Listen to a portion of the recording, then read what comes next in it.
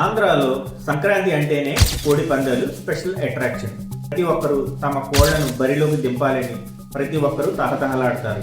ఇలా సంక్రాంతి రోజున ప్రతి ఒక్కరూ లక్షల్లో కోళ్లు కొని వాళ్ళ కోళ్లను బరిలోకి దింపే ముందు ప్రతి ఒక్కరూ కుక్కుడు శాస్త్రాన్ని ఫాలో అవుతారు.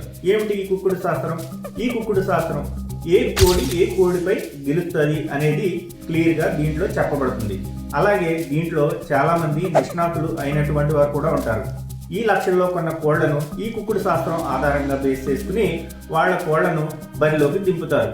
ఉదాహరణకు మనకు పంచాంగం ఉన్నట్టే కుక్కుడు శాస్త్రం కూడా ఈ కోళ్లకు పంచాంగ శాస్త్రంగా చెప్పబడుతుందన్నమాట. అలాగే ఈ కుక్కుడు శాస్త్రంలో ప్రతి కోడి ఏ జాతికి చెందింది, ఏ నక్షత్రానికి చెందింది అనే విషయాలు క్లియర్గా చెప్పబడతాయి.